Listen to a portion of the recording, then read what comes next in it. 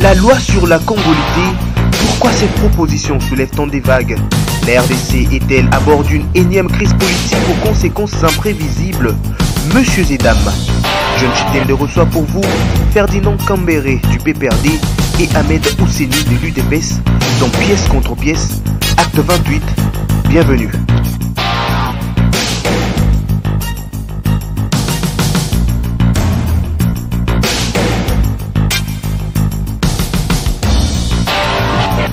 Vous êtes chaque jour des milliers, je dirais même des millions, à être fidèles à ce rendez-vous. Messieurs et dames, merci de votre fidélité et bienvenue encore une fois à tous et à toutes. Comme annoncé, très heureux de retrouver le professeur Ahmed Ouseni. Merci d'être là. Merci beaucoup pour l'invitation. Après quand même un bon moment d'absence. Hein. Oui, mais ma disponibilité vous est toujours acquise. Non, c'est parce que le gouvernement est sorti. On n'a pas retrouvé les noms d'Ouseni. Frustré, vous avez jugé bon de disparaître des médias? Non, je ne suis pas. Non, je ne suis pas chômeur, je travaille et j'ai des responsabilités politiques. Donc, je ne suis pas frustré non plus. Surtout que nous tous, membres du CACH et de l'Union Sacrée, nous ne pouvons pas être tous au même moment membres de l'équipe gouvernementale. Donc, je ne suis pas frustré. Je suis au service de la République et en ce qui vous concerne, ma disponibilité vous sera toujours acquise autant que de besoin. Merci d'être là, professeur Ahmed Ouseni. En face de vous, il est pris à présenter. Il s'appelle Monsieur Ferdinand Kambere. Merci d'être là. Merci John. Sinon, comment vous allez? Je crois que je me porte à merveille. Merci pour l'invitation. Oui, mais j'aimerais que vous gardiez la parole. Une triste nouvelle tout de même. Il était malade, on nous l'avait annoncé, évacué en Europe pour des soins appropriés. La mauvaise nouvelle est tombée. Le cardinal Moussengo Passignan n'est plus de ce monde. Il est mort. En tout cas, c'est une page de l'histoire à la fois politique et religieuse de la République démocratique du Congo qui vient de se tourner. Oui, je crois que c'est une page noire. Tel qu'annoncé déjà par l'Église, qu'il nous a quittés hier et que je profite de l'occasion pour présenter les condoléances les plus attristées, non seulement à l'Église catholique, mais aussi à l'ensemble des chrétiens, à sa famille politique, mais aussi à toute la classe politique. Parce que Moussengo, ce n'est pas n'importe qui. Le cardinal n'est pas n'importe qui. Il a été quand même président de la conférence nationale souveraine. Avant la conférence, c'est quand même un grand nom qui a été au four et au moulin pour l'avènement de la démocratie avant que ne soit organisée la conférence. En tout cas, nous, on était encore tout jeunes lorsque ces noms-là faisaient trembler ce qui était de la mouvance à l'époque. C'était un nom qui représentait toute une lutte contre la dictature pour l'avènement d'une démocratie. Donc je crois que aussi, je note que je suis quand même parmi les personnes heureuses qu'il a rencontrées. Le 4, lorsque nous célébrions le 50 ans d'âge d'Iraï Joseph Kabila Kabange, il est accepté exceptionnellement à organiser à marge de la messe qui avait été organisée au niveau de la cathédrale Notre-Dame, mais dans sa résidence de retraite, organiser une messe dédiée à ce grand personnage aussi pour l'avènement de la démocratie. Et à sa jumelle. Et à sa jumelle, effectivement. Et je note que ce jour-là, nous avons beaucoup appris en tant que Kabilis, en tant que PPRD aujourd'hui dans l'opposition. Parce que... Mais ces relations avec les pouvoirs, c'est souvent attendri, hein? Même avec le pouvoir de Joseph Kabila, à un moment, c'était à couteau tiré, à un moment, c'est un peu l'embellie. Ça a été vraiment attendri, hein? Mais c'est encore ça la démocratie, parce qu'il faut qu'on commence à s'habituer que... Souvenez-vous de cette fameuse phrase, les médiocres.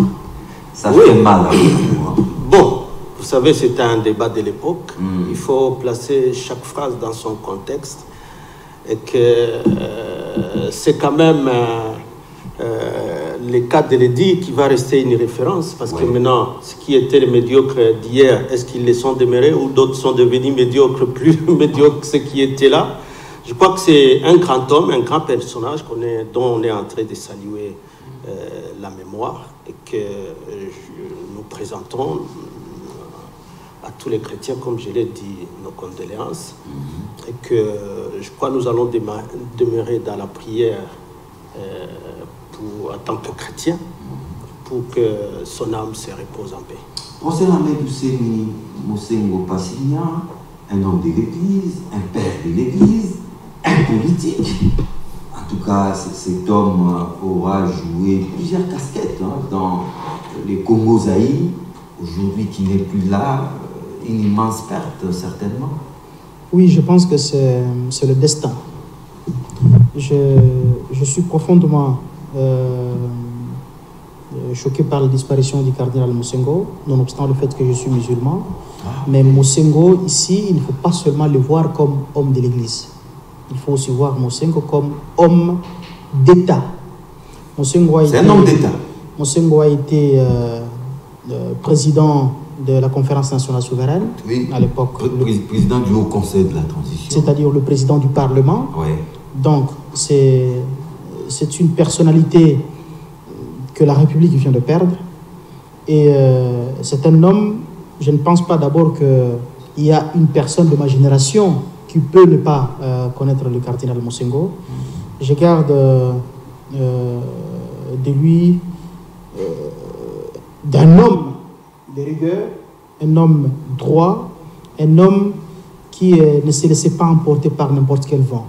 Il restait toujours au milieu du village. Je me souviens de ses luttes, surtout contre le pouvoir en place. Non seulement le pouvoir de Joseph Kabila qui vient de partir, mais aussi le pouvoir même du président Mobutu. Le cardinal Mosengo ne cessait de rappeler ce que le peuple attendait du pouvoir. Donc, c'est un moment pour moi de présenter mes sincères condoléances d'abord à sa famille personnelle, aussi à l'ensemble des membres du corps de Christ et aussi à toute la nation congolaise. C'est bien dit, parce que pour nous, les musulmans, comme je vous ai dit, que c'est une question de destin. Vous savez, quand vous lisez le Saint-Coran, il est dit que c'est-à-dire chaque âme goûtera la mort.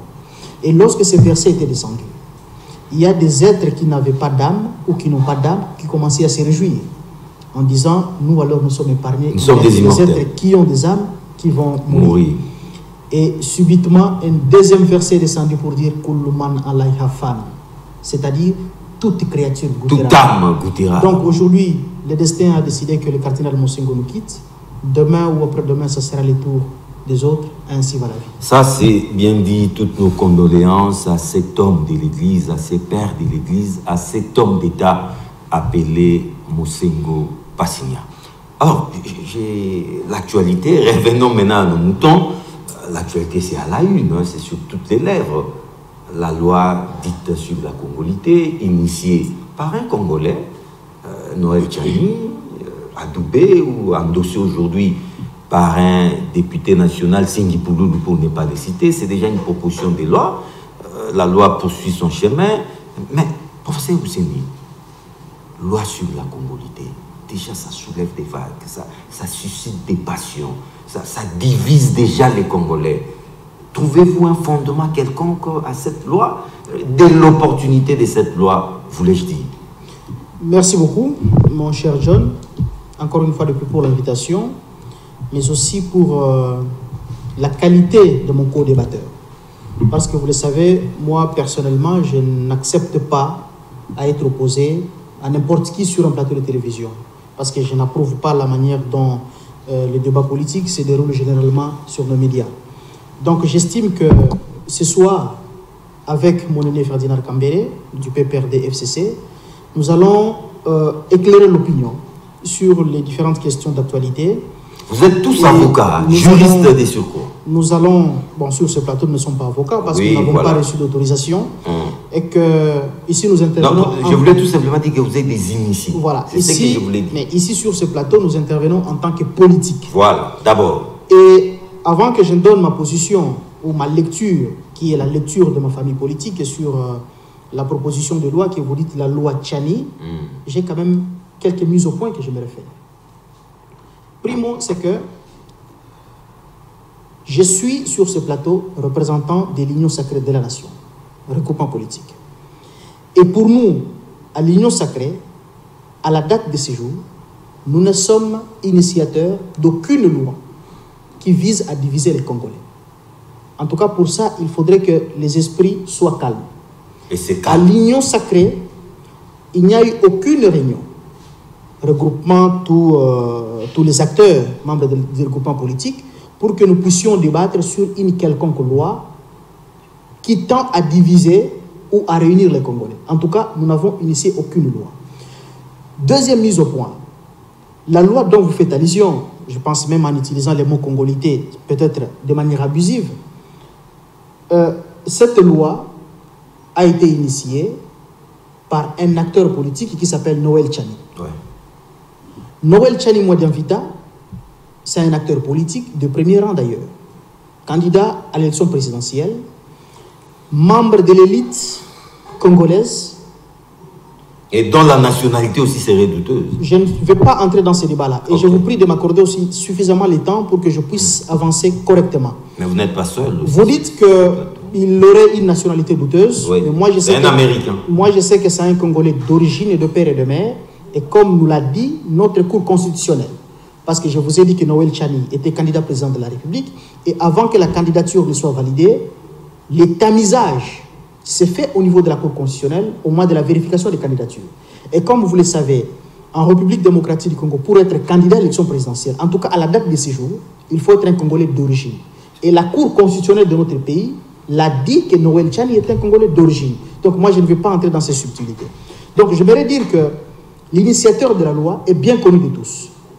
Et c'est un homme, c'est un acteur politique, c'est un responsable d'un parti politique, c'est un intellectuel. Et la constitution de notre pays garantit à tout citoyen le droit de réfléchir. La constitution de notre pays garantit à tout citoyen le droit d'expression.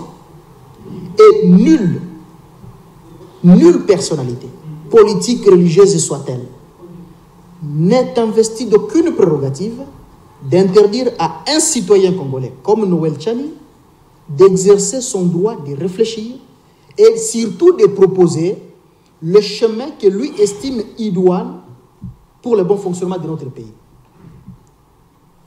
Troisième mise au point, c'est que je suis sur ce plateau comme représentant de l'Union sacrée. Et pour nous, à l'Union sacrée, nous avons pris le temps, en tout cas, que notre silence jusqu'à présent ne puisse pas être considéré par certains comme une faiblesse. Qui n'est du mot consent. Non, nous prenons notre temps pour réfléchir et parce que nous sommes conscients de la lourdeur et de la grandeur des responsabilités historiques et publiques que nous sommes en train d'assumer présentement dans notre pays. Alors, venons-en au fond. La loi dite Tchani, Verrouiller. lui d'abord Noël Tchani, j'étais avec lui au téléphone le vendredi dernier, il y a de cela 2 jours. J'étais avec lui au téléphone. D'abord, c'est pour que je puisse avoir l'exemplaire de sa proposition de loi, mais aussi pour comprendre le bien fondé de sa démarche. J'ai longuement échangé avec lui au téléphone et je l'ai bien compris. Et j'ai obtenu l'exemplaire de son projet de proposition de loi. Parce que lui, n'étant pas parlementaire, il ne peut pas faire une proposition de loi. Lui ne peut faire qu'un projet de proposition de loi. Nous avons déjà et dépassé il faut que cela soit endossé par un parlementaire, comme ici c'est le cas de l'honorable Pouloulou.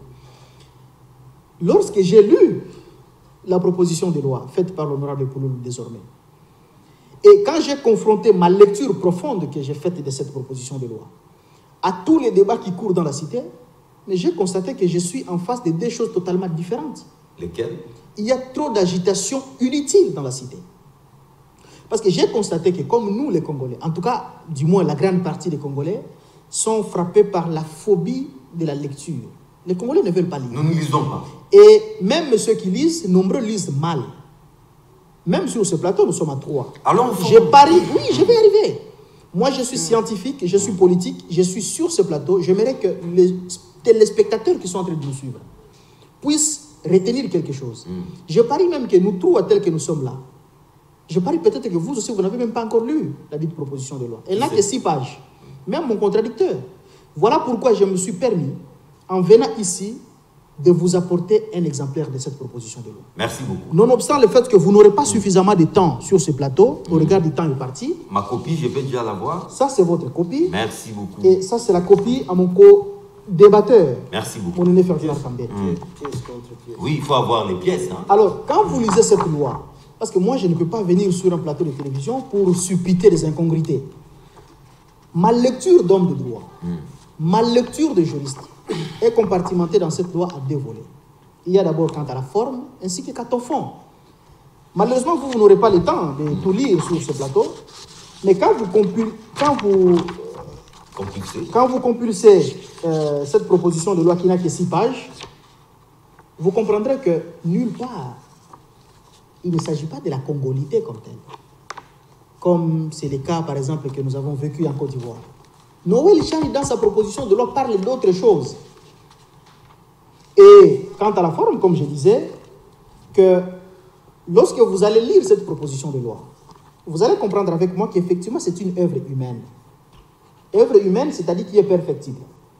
Perfectible, c'est-à-dire il peut y avoir des fautes, il peut y avoir des erreurs, et que ces erreurs, si et seulement si nous sommes républicains, nous avons la volonté de faire avancer les choses, nous pouvons y apporter des corrections ou même des amendements nécessaires pour que les choses soient bien faites. Alors, aussi quant à la forme, il faudrait que j'énonce un point du fond pour que je revienne encore à la forme. Au fond, Noël Chani parle de 2 aspects. En tout cas, dans 2 minutes, je serai obligé de faire tourner d'abord la parole. Pas de problème. Si et seulement si les téléspectateurs vont comprendre ce que je vais dire, vous venez tant déjà mieux. de faire 10 minutes. Voilà. Donc, je ne pense pas que j'ai fait 10 minutes, mais j'ai quand même pris la parole. Je pense que vous accorderez aussi le même temps de parole à mon co-débatteur. Quant au fond, Noël Chani aborde principalement 2 points. C'est le point de l'irrévocabilité de la nationalité congolaise. Et le deuxième point, c'est relatif aux conditions d'accès à certains postes de responsabilité dans notre pays. Mais là où, moi je salue d'abord l'œuvre de Noël Chani. Parce que nonobstant le fait que l'homme c'est un économiste, il s'est permis de pondre une œuvre d'esprit. Lui, en tant qu'acteur politique, il estime que si et seulement si une telle proposition de loi serait adoptée, son pays serait sur de bons rails. En tout cas, je le félicite. En tant qu'enseignant, en tant que membre aussi de l'élite intellectuelle de notre pays, je félicite cette œuvre. Parce qu'il y a de ces députés au niveau du Parlement, même au Sénat, qui terminent des législatures entières sans proposer une quelconque loi. Alors, Noël Chani a fait sa proposition.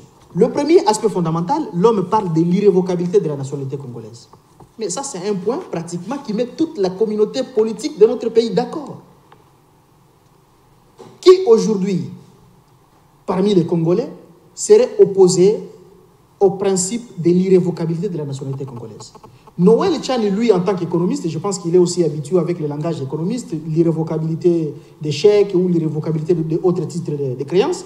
Mais en droit, le principe que Noël Chani parle de l'irrévocabilité de la nationalité congolaise d'origine, en réalité, c'est le principe d'allégeance perpétuelle de la nationalité congolaise d'origine. Ce qui veut dire que un Congolais peut obtenir une autre nationalité sans pour autant perdre sa nationalité congolaise d'origine. Double nationalité. Ce n'est même pas la double nationalité, c'est multiple nationalité. C'est-à-dire, un Congolais d'origine peut être à la fois américain, français, il peut être français, il peut être turc, il ne perdra pas sa nationalité congolaise d'origine. C'est ce que Noël Chani parle de l'irrévocabilité. Ça, c'est le premier aspect fondamental. Oui. Et quand je parle de cet aspect fondamental, c'est là que j'aimerais faire alors une petite explication, et qui est d'ailleurs la position de nous au niveau de l'Union sacrée. Oui. Nonobstant la bonne foi de Noël Chani, mais il a péché. Noël Chani a péché. Ah oui. En quoi? Il a la bonne foi. Effectivement, il veut, moi aussi, vous savez que j'étais candidat député national. Dans mon programme électoral, j'avais aussi le projet sur la modification de notre loi électorale. Mais j'avais dit la même chose que Noël Chani a dit par rapport au premier volet fondamental dans sa proposition de loi. Mais j'avais dit comme préalable, pour que une telle proposition puisse passer, il faut qu'il y ait la révision de la Constitution. Pourquoi il faut qu'il y ait la révision de la Constitution? En tout cas, c'est parce que l'article 10 de la Constitution de notre pays pose le principe directeur sur notre nation. Vous allez continuer les D'abord, sur le principe, s'il vous plaît, j'ai conclu sur le premier point avant de tomber sur le deuxième point. Oui, je vais revenir à vous pour les Bien entendu, vous allez revenir, mais accordez-moi juste une minute. Ok, allons-y. La Constitution de notre pays, à son article 10, pose le principe directeur sur notre nationalité. Le premier principe, c'est le principe de l'unicité et le principe de l'exclusivité. Donc, ce qui veut dire que les dispositions constitutionnelles ne peuvent pas être abrogées ou modifiées par les dispositions contenues dans une loi. Il faut toucher la Constitution. Une loi organique soit-elle. Oui. Ça, c'est le premier aspect fondamental que Noël Tchani a touché, et je pense que peut-être il voulait faire un appel de pied à la diaspora congolaise ou même à certains Congolais qui sont ici, même dans nos institutions, mais qui seraient en contradiction avec notre loi. Mais le deuxième point fondamental, je vais revenir, c'est là où il parle maintenant de père et de mère. Ok, mais il fallait peut-être commencer par là. Non, j'ai ma propre logique de choses. SPA Ferdinand Cambéré, sans entrer dans trop de détails, hein, il parle de père et de mère. Il parle de verrouillage de certains postes, de certaines fonctions de souveraineté, notamment le président de la République, la primature, les corps constitués, les deux chambres de parlement, les hauts commandements militaires, les hauts commandements de la police nationale, le ministère des Affaires étrangères, le ministère des Finances, de l'Intérieur, je crois. Il faut verrouiller. Mais il ne faut pas dire que vous croyez. Vous avez la loi avec vous. Vous avez la proposition de loi avec vous. Vous pouvez la lire. Ne peut prétendre briguer ces postes qu'un Congolais des pères et des mères. N'est-ce pas là une bonne démarche, Ferdinand Cambéré? Merci, John, pour l'invitation et pour la parole accordée. Je voudrais remercier également le professeur Hussein. On s'était rencontrés ici la dernière fois. Malheureusement, ça fait bien longtemps. Oui, plus d'un mois en tout cas. Je les remercie également pour cette prévoyance d'avoir prévu que la copie nous arrive. Ça, c'est bien. Encore une fois, merci beaucoup. Il a honoré votre émission qui est une émission pièce contre pièce. Au moins, chacun parle et il y a les pièces à main. Oui. Je dois dire que j'ai sali son honnêteté en tant que professeur, en tant que scientifique, et que, en reconnaissance sur le plan de la forme, qu'en réalité, bien que lui-même, le professeur, a reconnu que lui, Tchani, peut initier un projet de proposition. Mais lorsqu'on l'a eu à main, on voit toujours que c'est une proposition de loi. J'étais même étonné qu'il y a un député où on nous dit que ça a été endossé. Endossé, ça signifie vous reprenez pour vous. Et malheureusement, depuis le dépôt, ce que nous sommes en train de voir circuler dans les réseaux sociaux, c'est toujours Tchani. Si vous voyez à la fin là. Tchani est peut-être jaloux de sa proposition. Et quand je suis les députés, l'honorable, dans les médias en train de parler presque des avantages qu'il y a, les gens prendront les nationalités qu'ils veulent sans restriction, sans limitation, et ça c'est une bonne loi, et tout. Ça ne peut qu'être adopté. J'ai quand même pitié de ce député qui dit j'endosse, alors qu'il devait reprendre de sa main la proposition. La réécriture. Peut-être que celle-là qui a été déposée est là, mais en tout cas, après le dépôt, ce qui circule, c'est celle-ci, toujours signée. Ça, je parle des réseaux sociaux, ça parle des sceaux de l'Assemblée nationale. S'il y aura vraiment une copie qui va circuler avec la même signature et avec le même intitulé sur en principe, ça doit devenir la loi signe. Il devrait simplement reprendre pour que ce soit sa propre. C'est ça, endossé. Le reste, politiquement, on peut toujours continuer de parler de Tchani, mais lui n'a pas qualité de signer une proposition de loi. C'est ce que nous voulons dire. Je remercie aussi le professeur Ousseini à ce qu'il est honnête lorsqu'il dit qu'en réalité, les débats créés par lui, Noël Tchani, et ce qui est dans son texte, c'est deux choses différentes. C'est la nuit et la lumière. Peut-être la Parce rue a que tous son ces temps, interprétation. plus de mois, je crois, il a mis les gens dans l'espoir que cette loi, c'est une loi qui vient limiter, restreindre. Hein. parce que normalement, quand on parle de candidature, on parle des restrictions légales. Donc, qui vient ajouter une autre restriction aux conditions de la candidature à l'élection présidentielle. Et cette restriction serait qu'on soit Congolais de père et de mère, Congolais d'origine, de père et de mère. Mais quand vous lisez l'exposé des motifs, vous ne voyez nulle part où il essaie de motiver cela. Nulle part dans l'exposé. Quand vous lisez les articles, c'est une proposition qui n'a qu'un article en réalité. Ah bon? Je parle... Lesquels? Je parle de l'article premier, où il annonce la modification de plusieurs articles de l'article 254. Et il va jusqu'à la fin. L'article 2 ne vient pas pour dire cette loi, ainsi de suite, comme la légistique l'exige. Juste, et je comprends lorsqu'il dit non, c'est un non-initié, un économiste, qui peut-être ça se faire entourer par des experts en matière de l'élaboration de propositions de loi, a pris le courage d'y aller vaille que vaille. Mais il craint un désordre dans l'opinion avec cette loi. Un désordre total. Imaginez, certes, le professeur dit qu'il est le premier à évoquer le principe d'irrévocabilité de la nationalité d'origine, congolaise d'origine. Il dit que la nationalité congolaise est une. Lisez simplement l'article premier qu'il dit modifié de l'article de la loi de 2004. Il dit est une. Rien que il s'arrête à la nationalité congolaise est une. Point. Comme le dit le professeur, évidemment en violation de notre constitution, l'article 10. Ça c'est énervé la constitution. Il se met à rédiger et il met sous ses aisselles. Parce qu'en réalité, lui n'est en train que de prêcher de sa chapelle, parce que comme tu as dit, soupçonné d'avoir une deuxième nationalité, c'est tout ce qui met maintenant à l'alinéa de toutefois, un Congolais qui obtient une autre nationalité. Il les déclare. Mais monsieur, est-ce qu'il sait ce que c'est, comme l'a dit le professeur, ou ce que c'est qu'une loi exclusive, une nationalité exclusive. Un droit exclusif, c'est celui qui exclut tout autre qui lui est étranger. On n'a pas besoin d'aller rechercher dans la magie, l'irrévocabilité. Déjà, l'exclusivité, vous prenez même n'importe quel dictionnaire, même si ce n'est pas un dictionnaire juridique, vous cherchez le mot exclusif, il va vous dire que c'est celui qui exclut tout autre qui lui est étranger. Ou c'est celui qui a préséance sur les autres. Ou c'est celui qui a prééminence sur les autres. Maintenant, vous enlevez ce mot, malignement, qui est pourtant consacré dans la Constitution, pour essayer un deuxième alinéa malin, parce que lui a une deuxième nationalité, pour plaire, comme l'a dit le professeur, tous ceux-là qui ont peut-être obtenu une deuxième nationalité, parce que la conséquence qui est restée et que les gens ne veulent pas résoudre, c'est cette perte de nationalité par l'obtention d'une nouvelle qui est restée malheureusement dans les mesures d'application de l'ancienne loi, même dans la loi de 2004. On a repris ça, que l'acquisition d'une nouvelle nationalité vous fait perdre votre nationalité.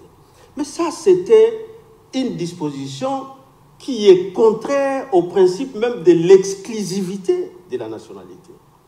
Parce que vous voyez qu'avec la constitution actuelle de 2006, on a corrigé ce qui était dans la loi. Cet alinéa n'est plus jamais apparu dans la constitution en disant que lorsque vous obtenez la nouvelle, vous perdez. La définition de l'exclusivité qui est dans la constitution et que Tchani aussi a fait tomber, c'est que la nationalité congolaise est inexclusive, elle ne se détient pas concurremment avec une autre nationalité, qui est une définition heureuse et qui protégeait tous ces gens-là. Mais pourquoi il a enlevé ça? Pour revenir sur le mot perdre.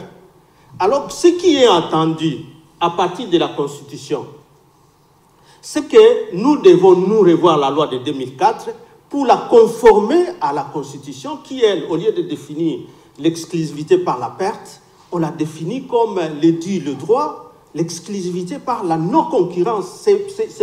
C'est un droit que nous avons à travers la Constitution qui ne peut être concurrencé par une nouvelle. Mais pourquoi on a si peur? L'autre danger qui est dans cette loi que le professeur détient entre ses mains, que vous-même vous détenez, allez à son article 4 modifié de la loi, parce que le professeur voulait dire que les gens n'ont pas lu. Non, les gens ont lu. Lisez cet article-là, vous allez voir qu'il a encore ajouté des monstruosités. Tous les groupes ethniques et nationalités dont les personnes et les territoires constitués ce qui est devenu le Congo, présentement la République démocratique. Arrêtez-vous par là. Tous les groupes ethniques et nationalités. Ça, c'est dans la loi de 2004 et qui a été corrigé lorsqu'on rédigeait la Constitution. Parce que lorsque vous lisez l'alinéa 3, je crois, de la Constitution, vous allez voir dans la définition des Congolais d'origine, où il vous est dit qu'un Congolais d'origine, toute personne appartenant aux groupes ethniques dont les personnes et les territoires ont constitué ce qui est devenu la RDC à 1960. C'est ça la Constitution. Et lui, parce que c'est mon nationalité ici supposée, parce que ça a été soutenu par les RCD à Sun City, et que c'est comme ça que ça se trouve dans la loi de 2004, mais lorsqu'il fallait voter la Constitution ici pour la soumettre au référendum, nationalité était exclue parce que les gens prétendaient que non, il y avait des Rwandais par exemple qui étaient ici, mais lorsqu'on disait mais il n'y avait pas que des Rwandais, il y avait aussi des Grecs, il y avait des Belges. À cause de toutes ces monstruosités, oui, je crois que les Congolais doivent rester calmes. C'est une loi qui ne va pas passer. Mais c'est ce qu'il a dit justement que rien que par la forme. Il ne s'est même pas référé à la Constitution. Le problème, c'est qu'il crée une tension inutile. Et que maintenant, nous assistons au point de vue ou à la position de l'union sacrée, comme le fait le professeur, qui est une sournoisie à face d'un homme comme ça. Non, c'est ce qu'il dit. Il dit non, ça ne nous concerne pas. Oui. C'est un truc qui commençait par un Congolais. Bon, entre-temps, celui-là, il dit moi, je m'appuie, j'ai déjà 270 élus. Qui sont des députés de qui? De quel camp? Union sacrée. Il faut qu'on soit sincère. Pourquoi on laisse perdurer quelqu'un qui, lui, est de l'union sacrée, initie une loi qui crée des tensions? Vous avez suivi même les cardinaux avant-hier. À Lubumbashi, ce qu'il a dit. Et un truc comme ça inutile qui crée comme ça la tension. Lorsque nous sommes en train d'aller dans les réformes pour rendre le processus électoral aisé, qui soit le plus aisé que celui de 2011 par exemple, ou de 2018, pour permettre à ce que lorsque nous allons aux élections en 2023, nous y allons de manière apaisée. Merci, Espia. Mais pourquoi laisser continuer dans l'hypocrisie? Non, ça ne nous concerne pas. Cet homme-là, on ne le connaît pas, ainsi de suite. Non. Donc, je m'arrête là. Je m'arrête là au deuxième aspect qu'il n'a pas rencontré de père et de mère. Oui. Mais vous le laissez. Mon frère, non, il va répondre à ça. Oui. La loi sur la nationalité. Les autres matières, je vous ai parlé des restrictions légales aux candidatures, que ce soit à la législature nationale, provinciale, législature, que ce soit à l'élection présidentielle. Il y a toujours des conditions qu'on ajoute pour restreindre les candidats, les candidatures. Et que donc, de telles restrictions, ce n'est pas dans une loi générale sur la nationalité qu'on les ajoute. Les restrictions viennent dans les lois spécifiques. Par exemple, lorsque maintenant on va examiner la loi sur la loi électorale, parce que c'est ça qui cadre avec les débats actuels, les contextes actuels, c'est là où on peut maintenant examiner les conditions. Est-ce que les restrictions, on les ajoute? Parce que nous avons déjà des restrictions telles que la caution de $100 000, tous les Congolais n'auront pas 100 000. L'âge. Nous allons voir l'âge, ceux qui ont déjà été condamnés, et ainsi de suite. Dans d'autres pays, on ajoute, par exemple, le fait qu'on doit habiter les pays pendant... Donc, il faudrait une loi spécifique pour ça, c'est pas la loi et non une loi organique. C'est pas dans la loi, dans la loi générale, c'est dans une loi. Nous parlons de l'armée où il dit non, il faudrait que des généraux à tel grade. Mais il y a une loi qui organise l'armée, c'est cette loi-là qu'il faut aller parler de. Il y a une loi sur la Banque centrale. C'est là-bas qu'on doit parler de ça. Alors il envenime comme ça. C'est un fou-tout. Hein? Donc voilà pourquoi. Deuxième aspect, c'est là que le bas blesse, Congolais de père et de mère. Bon, merci encore une fois de plus pour la parole. avant que je n'intervienne sur le deuxième aspect, parce que quand on parle de deuxième aspect maintenant, c'est moi qui ai compartimenté mon intervention dans ce sens. Oui, c'est par rapport à... Et j'aimerais préciser un point. Contrairement à ce que mon aîné Ferdinand Kambere vient de dire, Noël Tchani n'est pas membre de l'Union sacrée. Noël Tchani, c'est un acteur politique de premier rang, candidat président. Non, il ne faut pas dire ça. Noël Tchani n'est pas proche de nous. Noël Tchani n'a jamais fait sa déclaration politique comme étant membre de l'Union sacrée, telle que créée par le président de la République au travers de son discours d'ici décembre 2020. Alors, il ne faut pas qu'on puisse dire que la proposition de Noël Tchani, c'est une proposition faite par l'Union sacrée. Deuxième petit point. Le président Félix Tshisekedi, lors de son dernier séjour à Goma, il a été clair là-dessus. Certes, il s'est exprimé comme citoyen de la République, mais pas comme en tant que président de la République. Parce que le président de la République, dans le processus législatif, il n'intervient que pour la promulgation des lois, en tout cas à titre principal. Mais lorsqu'il donne son point de vue sur une question comme celle-là, il intervient comme citoyen de la République.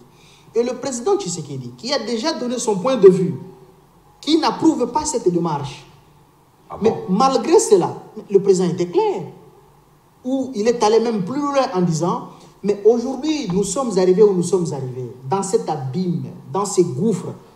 Mais généralement, c'est à cause des Congolais nés de père et de mère. Le président Tshisekedi s'est déjà exprimé. Mais nonobstant le fait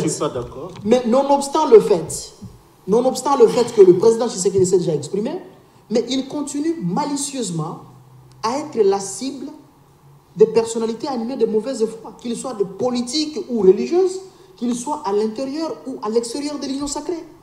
C'est ça encore une autre incongruité que nous, au niveau de l'Union sacrée, nous n'arrivons pas à comprendre. Parce qu'il y a même de ces compatriotes qui, nonobstant le fait d'être avec nous au sein de l'Union sacrée, mais ils continuent de créer encore de l'imbroglio autour de cette question. Revenons-en à l'essentiel. Même par rapport au premier point. Moi, je ne parle pas que Noël Tchani a fait des incongruités. J'ai dit que c'est une œuvre d'esprit. C'est une œuvre humaine qui est perfectible. Il peut avoir commis quelques erreurs par rapport à la logistique, par rapport à ceci. Surtout que ce n'est pas un initié. Mais cela ne signifie pas que nous pouvons, nous autres, interdire à une personnalité politique de la trempe de Noël Tchani d'exercer son droit de réfléchir. Par rapport au deuxième aspect des choses, l'aspect de père et de mère, pour exercer les hautes responsabilités républicaines, président de la République, président des chambres parlementaires et consorts. Vous savez que si et seulement si nous, les Congolais, nous prendrons un peu le temps pour dépassionner les débats, on comprendra que Noël Tchani, l'idée qu'exprime Noël Tchani dans cette loi n'est pas nouvelle, n'est pas sectorielle seulement en République démocratique du Congo, et cette idée n'est forcément pas à rejeter. Pourquoi je l'ai dit? Dans ces pays sous le président Mobutu, nous avons déjà connu au travers de notre constitution de l'Oluwabo, où il était clairement dit que pour être candidat président de la République, il faut être zaïrois d'origine, de père et de mère. C'était déjà en vigueur dans notre pays. Et des personnalités comme Ken Ouadon le savaient. Oui, et ça a été adopté. Et même quand vous parcourez, malheureusement je ne suis pas venu avec cet exemplaire, sinon j'allais encore vous produire parce que nous sommes sur une émission de pièce contre pièce. Mais je parle avec notoriété parce que je maîtrise la matière, en tout cas sans fausse modestie. Et même quand vous quittez notre pays, vous arrivez dans un pays comme... Vous avez parlé de 64. Je parle de la constitution de l'Oluwabo. Ah non, là, c'était pas sous Mobutu. C'était pas sous Mobutu. Quoi? La constitution de l'Oluwabo, c'était sous l'égide de qui? Kassavou. Non. S'il vous plaît. L'Oluwabo, c'est Tshisekedi, non? S'il vous plaît. Il était chef de l'État. Mais il est renversé. Mobutu fait son coup d'État quand? S'il vous plaît. C'est l'histoire de notre pays. S'il vous plaît, ne nous informons pas d'abord là-bas. C'est pour vous dire que la condition pour être candidat président de la République, pour être Congolais d'origine, de père et de mère, a déjà été en vigueur dans ces pays. Et même quand vous quittez la République démocratique du Congo, vous arrivez dans un pays comme l'Égypte. Moi, j'ai déjà eu la chance d'être en Égypte. En Égypte, depuis le temps de Gamal Abdel Nasser, jusqu'à ce jour, le temps de Fattah al-Sisi, passant par Assadat, Hosni Moubarak et même Mohamed Morsi, la constitution égyptienne prévoit que pour être candidat président de la République, il faut être non seulement égyptien d'origine, de père et de mère, et aussi égyptien d'origine, mais il faut aussi être marié à un Égyptien ou à une Égyptienne d'origine. Oh là là là. Là, pourquoi? Parce qu'à l'époque, depuis le temps de Gamal Abdel Nasser, vous savez que l'Égypte avec son voisin Israël sont toujours en porte-à-faux. Et il y avait les conflits qui se posaient au niveau de Port Saïd et même au niveau de Mont Sinaï. Alors les Égyptiens, pour conserver les noyaux de leur république, contre certains Égyptiens qui semblaient être des infiltrés d'Israël, ils ont adopté cela dans leur loi. Même la femme. Même la femme, l'épouse. Et d'ailleurs, l'Égypte s'est limitée à ce niveau-là. Quand vous arrivez dans un pays comme la Birmanie ou le Myanmar, vous connaissez le prix Nobel de la paix Aung San Suu Kyi, la personne la plus populaire de Birmanie. Mais Aung San Suu Kyi ne peut jamais devenir présidente de la République. Pourquoi? Parce que la constitution birmane prévoit que pour être candidat ou candidate à l'élection présidentielle en Birmanie, il faut être d'abord en soi birman ou birmane d'origine, de père et de mère birman aussi d'origine. Il faut que l'époux ou l'épouse soit aussi birman d'origine. Et il faut que les enfants du candidat ou de la candidate soient de Birma d'origine. Mais nous sommes pas en Birmanie. S'il vous plaît, non, je suis en train de vous... Non, il faudrait que les téléspectateurs qui sont en train de nous suivre puissent comprendre que ce n'est pas une invention congolaise. Ce n'est pas une invention congolaise. S'il vous plaît. Et que... Non, je suis de mon temps. Non, cette fois-ci, vous ne ferez pas 10 minutes. Voilà, hein. je n'ai même pas besoin de... Je n'ai fait que 4. Quand vous allez me demander... vous avez fait 10 minutes. Quand vous allez me demander d'arrêter, je vais arrêter. Ok. Donc, c'est pour vous dire que la condition pour accès à des postes de responsabilité varie d'un pays à un autre. Oui. Et c'est par là que j'aimerais répondre à tous ces compatriotes, à tous ces collègues juristes qui s'agitent en disant non, la proposition serait contre même les traités et accords internationaux ratifiés par la République démocratique du Congo. Alors qu'ici, le débat est loin de cet aspect des choses. Parce que, nonobstant le fait que nous avons la République démocratique du Congo, accepté le principe du monisme avec primauté du droit international, mais ici, chaque pays du monde est libre de déterminer les conditions d'accès à ses responsabilités publiques. Vous arrivez aux États-Unis d'Amérique. Si l'Américain n'est pas né sur le sol américain, il ne peut pas prétendre être candidat à l'élection présidentielle. Vous connaissez le cas, par exemple, de l'ambassadeur américain qui est presque une vedette ici chez nous. L'ambassadeur américain. Si Amer, aujourd'hui, en République démocratique du Congo, il arriverait à avoir un enfant ici avec une Congolaise, l'enfant sera américain. L'enfant de l'ambassadeur. Mais en aucune manière, cet enfant ne sera candidat à l'élection présidentielle des États-Unis d'Amérique. Parce que l'enfant n'est pas né sur le sol américain. C'est pour vous dire que même les États-Unis d'Amérique n'ont aucun mot à nous dire par rapport à cette loi. La France, on n'a aucune leçon à recevoir. La France n'a rien à nous dire par rapport à cette loi. Merci, prof. Aucun pays du monde. S'il vous plaît, je vais citer. Accordez-moi une minute. Oui. C'est pour vous dire que la proposition de Noël Chani, lorsqu'il parle de père et de mère, n'est en contradiction ni avec la Constitution, contrairement au premier volet que j'ai dit. Oui. Que par rapport au premier volet, lorsque Noël Chani veut parler de l'irrévocabilité de la nationalité... Mais il touche à certaines dispositions. Non, s'il vous plaît, s'il vous plaît. Oui. Je préfère être vraiment méthodologique. Lorsque Noël Chani parle du premier aspect, de l'irrévocabilité de la nationalité congolaise dans une loi, ça, je n'étais pas d'accord. J'ai dit que cette disposition, ou cet aspect des choses, est contraire à notre constitution et ça ne peut pas passer. Et à l'hypothèse où le Parlement, l'Assemblée nationale et le Sénat arriveraient à adopter cela, mais la Cour constitutionnelle, la Cour constitutionnelle pourra déclarer cela non conforme, inconstitutionnel. Mais par rapport au deuxième aspect, de père et de mère, ça ne viole aucune disposition de la Constitution.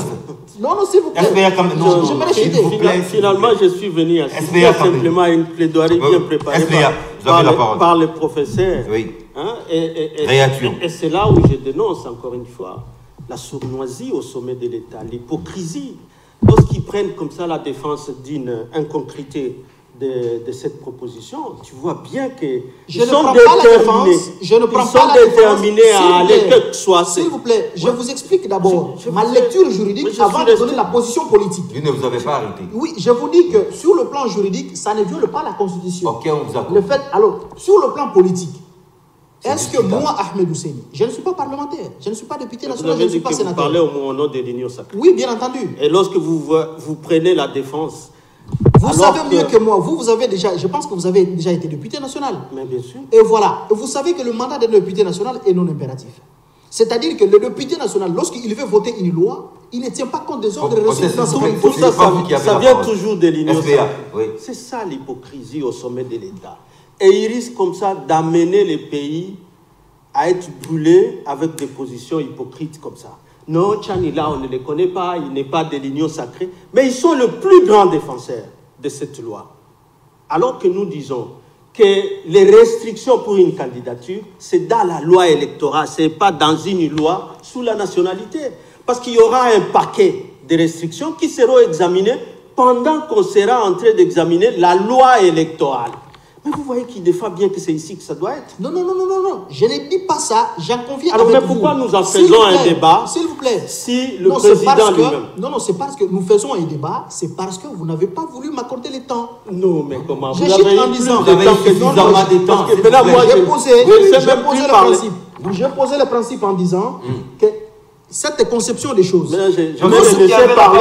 Je vais les laisser parler. Vous avez suffisamment parlé. Non seulement dans sa proposition de loi, j'en conviens avec lui qu'une telle disposition n'a sa place que dans la loi électorale. Mais ça ne viole pas la Constitution. S'il vous plaît, on saura les jours qu'on sera en train d'examiner la loi électorale. Bien entendu. Pourquoi il a pris l'avance alors qu'il sait que nous sommes dans un processus où on est en train de préparer les réformes par rapport à la loi électorale. On va parler des conditions pour chaque candidature. Pourquoi il a voulu prendre l'avance et en nous démontrant qu'il y a déjà 270 députés qui soutiennent déjà, et on commence à nous raconter cette histoire de mandat non impératif. Ça veut dire quand ils vont voter ça, ils vont dire non, ça ne nous concerne pas, ce sont les députés. Et c'est ça la sournoisie au sommet de l'État. Et c'est dangereux. Et c'est dangereux. Et à cette loi ici, parce qu'à cette allure, qu'est-ce qui était l'explosion des les pactes républicains depuis Sun City, c'était que pour le processus électoral, à ce qui concerne la matière électorale, que ce soit d'abord le consensus. Si lorsqu'on va examiner cette loi électorale et qu'en examinant les restrictions légales pour chaque candidature, ils se conviennent tous qu'il faut que cela entre dans la loi électorale, ça va passer. Mais pas qu'un kidam derrière la maison vient entrer par la fenêtre, personne ne les connaît, mais on soutient ce qu'il fait, alors que tout est contraire à la Constitution. C'est ça qui est dangereux. C'est ça l'hypocrisie. Sommes-nous en train d'aller vers une énième crise politique? Mais c'est ce que je pressens avec une attitude hypocrite comme ça. Oui. Parce que lorsque mon frère, le professeur Hussein, soutient que le chef de l'État dit que ça ne les concerne pas. Il s'est prononcé. Mais entre-temps, tout le monde dit, Tchani, d'ailleurs, il n'est pas de l'union sacrée. Ça le regarde. Mais entre-temps, on vous dit qu'il a déjà 270. Avec quel moyen? Parce qu'on sait tous maintenant que ce n'est pas l'argent. Comment ça se passe? Comment ça se passe là-bas, les modus operandi? Comment ça se passe là? Déjà, ça se passe depuis quand? Depuis le temps que vous étiez au pouvoir. Ah bon, et donc vous copiez les changements, c'est ça? Je vous pose la question, ça commence depuis quand? En tout cas, à notre époque, ce n'était pas comme ça. S'il y a une loi comme ça, de grande sensibilité, ça s'est discuté. Souvenez-vous de la loi. Souvenez-vous de la loi Bochab et l'autre sur la loi électorale, lorsque Loumanou. Vous vous souvenez? Ça parlait de recensement. C'est parce que vous l'aviez voulu. L'instrumentalisation de l'opposition, on y reviendra. C'est parce que vous l'avez voulu, mais on n'avait jamais conditionné comme vous êtes en train de vouloir le faire avec Bahati, les recensements pour les élections, les élections locales pour les élections. Certainement, ça fera l'objet des débats houleux au sein de l'hémicycle. Mais pourquoi les gens s'agitent particulièrement, nos frères métis? Non, on n'est pas les métis. Vous ne voyez que peut-être ceux qui ont la couleur jaune ou la peau jaune ou blanche et tout ça. Mais combien de métis que vous connaissez qui ont la même couleur que nous, noirs? Combien de métis vous connaissez? Mais il n'y a pas que nous, ce qui nous intéresse, en tant que FCC, c'est la sérénité. Nous sommes en train d'aller dans un processus électoral. Souvent, il n'est pas facile. Donc, ça demande la sérénité d'abord. Est-ce que c'est une proposition qui apaise les esprits ou pas? Et là, je viens de vous dire que déjà l'amalgame créé, où on laisse à un non-initié seul l'initiative... Ça sera toiletté par un parlementaire. Ce n'est pas un problème de toilettage. C'est son travail. Je vous dis, ce n'est pas un problème de toilettage. Je vous ai donné, par exemple, l'article 4. Vous savez pourquoi, à l'époque des Camérés, on a parlé de moratoire et que jusqu'à aujourd'hui, ce moratoire est toujours perdu. C'est parce que justement, déjà comme Tchani, qui sont dangereux, aux côtés de groupes ethniques, ils veulent ajouter des nationalités. Quelles sont les nationalités que lui envisage? Et qui voudrait que, parce qu'ils étaient au Congo avant 60, qu'ils obtiennent notre nationalité d'origine. Et ils trompent les gens que non, c'est avec cette loi que quelqu'un qui n'est pas congolais d'origine ne pourra plus accéder à la fonction. Ces nationalités-là qu'il a ajoutées là-bas. Et qui étaient au Congo. Il y avait des Belges ici, il y avait des Grecs, il y avait toutes les nationalités, des Portugais aussi, étaient là. Toutes ces nationalités-là, quand ils viendront, lorsqu'une telle loi sera adoptée, ça sera mieux que les métis, qui sont peut-être des pères et des... Non, je crois que... En tout cas, là, on n'a plus beaucoup de temps. Je sais que c'était un complot contre moi, John. Non, pas du tout. Tu m'as appelé juste pour assister à la... Pas du tout. Rassurez-vous. À la plaidoirie simplement de mon frère. Mais je voulais simplement dire que je dénonce l'hypocrisie qu'il y a au sommet de l'État, où on fait passer un truc par quelqu'un, ils vont continuer à nier, mais tout en soutenant. Et nous, on sera en train de voir. Mais ce que nous demandons, en tant qu'FCC, et que le processus pour lequel on est en train de travailler, c'est le processus électoral. Et que donc, c'est la loi sur les élections qu'on attend. Pas la loi sur la nationalité qu'on attend. Parce que celle-là, elle demandera beaucoup plus de travail. Pensez au CENI, les 10 minutes qui nous restent. Là, je vous pose maintenant la question sur le plan politique. Pourquoi cette levée des boucliers du camp katombiste? Est-ce que ce n'est pas déjà l'explosion de l'union sacrée pour la nation qui s'annonce? Merci beaucoup pour la question. D'abord, je ne voulais pas que nous puissions parler ici des individus.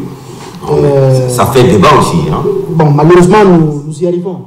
Mais lorsque vous me citez une personnalité comme Moïse Katumbi, Moïse Katumbi, c'est notre partenaire au sein de l'Union sacrée. Oui, mais c'est ça le problème. Oui, pourquoi des coups bas au sein de vous m'avez déjà posé la question, veuillez maintenant me laisser le temps de répondre. Vous en avez. Voilà. Donc, Moïse Katumbi, c'est un partenaire au sein de l'Union sacrée. Et quand vous consultez l'histoire de Moïse Katumbi, c'est là que j'aimerais quand même dire un mot à mon co-débatteur. La politique de l'exclusion n'est pas notre philosophie à nous au sein de l'Union sacrée. Moïse Katumbi, s'il faut parler de sa nationalité, qui l'ont exclu dans ces pays? Vous vous en souvenez en 2016 déjà, les déclarations faites par les caciques du FCC pour nous dire que Moïse Katumbi est un Zambien. D'autres nous disaient que Moïse Katumbi est un Italien. D'autres nous disaient que Moïse Katumbi est un Juif. D'autres disaient que Moïse Katumbi est un Grec. Qui avait exclu Moïse Katumbi dans ces pays? Est-ce que c'est l'Union sacrée? Est-ce que c'est Félix Tshisekedi? Ou soit c'était eux le cacique du FCC? En tout cas, permettez-moi, sans être discourtois à votre égard. Donc, je ne voulais pas qu'on parle de personne. Je ne voulais pas qu'on parle de la politique d'exclusion en disant « Regardez l'Union sacrée en train de vouloir foutre le pays dans la merde ». Mais non! Ce pays a été foutu dans la merde par les caciques du FCC. Parce qu'on a exclu Moïse. C'est ça la merde. Je n'ai pas cité le nom d'un individu ici, mais lorsque les journalistes citent le cas de Moïse, et ici nous sommes en train de parler de la politique d'exclusion. Qui ont exclu Moïse Katumbi dans ces pays? C'était le FCC. Donc j'en reviens que ce n'est pas notre philosophie. J'étais en train de dire que ce sont des faits qui sont vérifiables. Noël Tchani n'est pas membre de l'Union sacrée. Il est membre dans... On va être défendu par l'Union sacrée. C'est ça. S'il vous plaît. Parce que maintenant c'est un constat. Adopté par l'Union sacrée, c'est la position que je suis en train d'exprimer maintenant. Noël Tchani n'est pas membre de l'Union sacrée. Noël Tchani, pour nous, en tant que Congolais, en tant qu'acteur politique, en tant qu'intellectuel du pays, il a le droit d'exercer sa liberté de penser. Et nous ne pouvons pas interdire à Noël Tchani, tout comme nous ne pouvons pas vous interdire, vous, de faire votre proposition de loi. Alors, même quand c'est une loi dangereuse, on les laisse. Noël Tchani a fait sa proposition, elle a des faiblesses, bien entendu, je l'ai dit, c'est une œuvre humaine, cette œuvre peut être perfectible, si et seulement si le parlementaire accepterait d'émettre leur volonté à pouvoir changer les choses. Et aussi, j'aimerais citer, en disant que je vous ai parlé de 2 points, pour qu'il n'y ait pas la confusion sur l'argumentaire de fond que j'ai donné. J'ai dit que le premier aspect, lorsque Noël Tchani parle de l'irrévocabilité de la nationalité congolaise, cette notion dans sa loi... Ça encore avec l'exclusivité. Cette notion est en contradiction avec la Constitution. Pas nécessairement. Et l'exclusivité. J'aimerais qu'il y ait un débat républicain, comme mon contradicteur l'a dit, mon aîné Ferdinand Kambere, que ce débat soit fait de manière apaisée. Si et seulement si, comme la majorité des Congolais aimeraient que nous puissions lever ces boucliers-là, que cette question de l'exclusivité, ça met beaucoup de Congolais dans une situation litigieuse avec la loi, malgré leur volonté de pouvoir rester Congolais. Donc, il faut qu'il y ait un débat républicain pour la modification de la Constitution.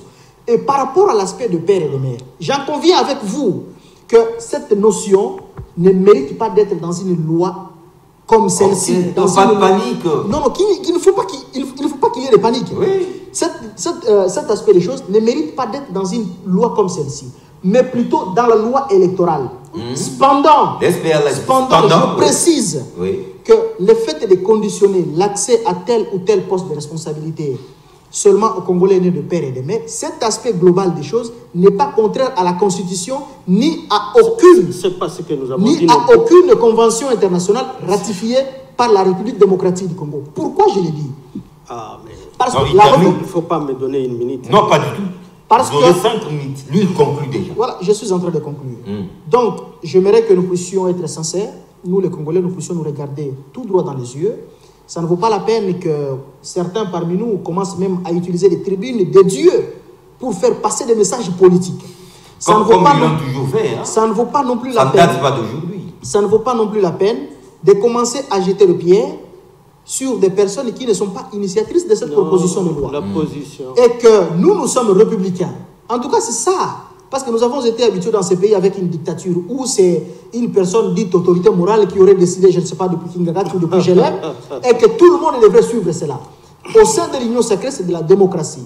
Nous concédons au droit de Noël Tchani. C'est grave entre autorité morale et un béni de Dieu. Nous concédons au droit de Noël Tchani et nous espérons que nos parlementaires, députés et sénateurs, vive la démocratie. Nos parlementaires, sénateurs et députés seront à la hauteur des responsabilités publiques qui peuvent être votre conclusion. C'est ça l'hypocrisie de l'IDPS, c'est ça l'hypocrisie donc au sommet de l'État. On ne les connaît pas, mais nous concédons, nous soutenons. C'est ça. Qui dit qu'on soutient? Mais s'il vous plaît, moi je me taisais. Mais parce que vous me faites dire ce que moi je n'ai pas dit. Voilà pourquoi je rien. Mais cette proposition n'énerve en rien la Constitution. Réfuter. S'il vous plaît, John, lorsque hier le prélat parlait et que nous étions de l'autre côté, ils étaient à côté du prélat quand ils utilisaient la même tribune, à s'adresser au régime qui était là. Aujourd'hui, ça devient mauvais parce que c'est contre eux qui dirigent aujourd'hui. Même s'ils veulent brûler le pays, il faut les laisser. Cette loi s'adresse aux chrétiens, aux membres donc de l'Église catholique, et il s'est bien adressé à ces membres de l'Église catholique. Mais pourquoi? Et que donc, s'il vous plaît, c'est ça le problème. S'il vous plaît.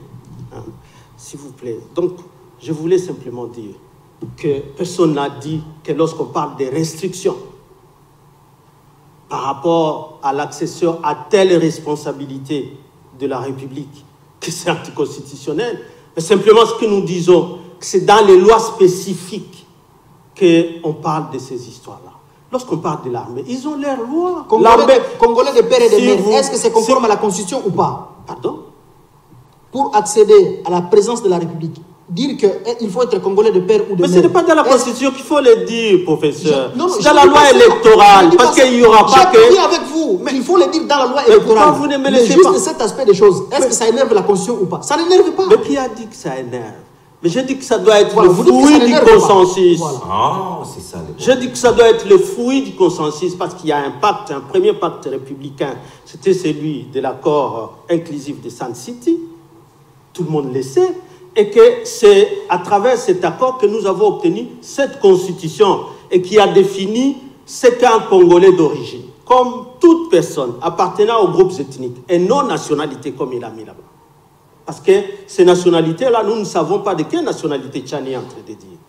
Ils trompent les gens que non, désormais, mais ces Grecs-là, quand ils vont revenir pour demander, parce que si on laisse passer ça, comme veut l'IDPS, comme veut le président de la République... Non, ça c'est vous qui le dites. Non, parce qu'il dit qu'il parle au nom de l'Union sacrée. Il dit qu'il ne parle pas de l'autorité morale. Oui, tout le monde a suivi Kabound. C'était qui Kabouya sur Top 7. Qui dit que nous, le président Félix, c'est une bénédiction de Dieu. Je commence à voir ça. Donc, au-delà de ce que nous disions, autorité morale, c'est moi qui sais que vous disiez hier, c'est un oin de Dieu. Donc, tout ce qu'il aura dit, c'est la parole. comme il a dit, sa vision, il ne l'applique pas maintenant, ça sera sous son deuxième mandat, comme s'il l'avait, il ne sait plus que ça sera une compétition, et une compétition ardue. Non, ma vision, ça sera au cours des deuxième mandat. Et s'il ne l'obtient pas, ça sera plus un roi de Dieu. Donc, collez ces débats-là. Les leçons à cette matière-là, je crois que nous ne l'apprenons pas. Donc, il n'y a pas de tout le monde a vu c'est une proposition qui divise les Congolais. C'est une proposition qui divise et qui est en train de créer des tensions inutiles, alors que nous attendions, nous, à des bonnes discussions républicaines sur la loi électorale. Oui, c'est pas le moment. Parce que même sous la loi, sous la nationalité, il a reculé par rapport à la Constitution. Quand on nous évente, quand on nous parle de l'irrévocabilité, j'ai demandé au professeur, moi j'ai défini, selon le droit, ce que c'est que l'exclusivité. La Constitution l'a dit, qu'un Congolais, ça veut dire exclusif, c'est que la Constitution, notre nationalité plutôt elle est concurrente, parce que là, on a pris la notion de la concurrence. Elle n'est concurrencée par aucune loi. Ce n'est pas l'irrévocabilité, ce n'est pas l'exclusivité, ça. Donc, ce n'est pas la préséance. Qu'est-ce qu'on cherche encore avec une innovation, irrévocabilité, comme si c'est différent de l'exclusivité déjà définie. Donc, cette loi, même sur le plan de la nationalité, nous fait reculer par rapport à la Constitution. Et même ce que les gens craignent que dans l'ancienne loi, par rapport à la... Et là, je suis d'accord, la loi continue à parler de la perte de la nationalité par l'acquisition d'une nouvelle, mais avec l'alinéa qui est déjà dans la Constitution, c'est question de faire tomber dans la loi. Les élus ne peuvent pas faire passer une telle proposition. Non, ce n'est pas ça. D'abord, même soumettre, ça va montrer l'intention qu'il y a de faire passer devant une majorité mécanique une loi qui risque de créer la guerre inutile. Sur cette proposition de loi, encore une fois, merci beaucoup au professeur Ahmed Ousseni d'avoir accepté notre invitation et on va vous retrouver très bientôt.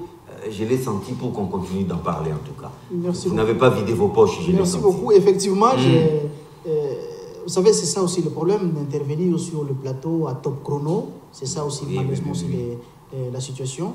Mais comme je disais, si vous m'accordez juste 30 secondes, c'est pour dire que sinon j'en aurais. Merci beaucoup. Merci beaucoup au FPA. Merci John, merci au professeur. Rediffusion. Ça a toujours été roulé, moi et vous. Rediffusion, c'est mardi à partir de 11h. Pièce contre pièce, le prochain.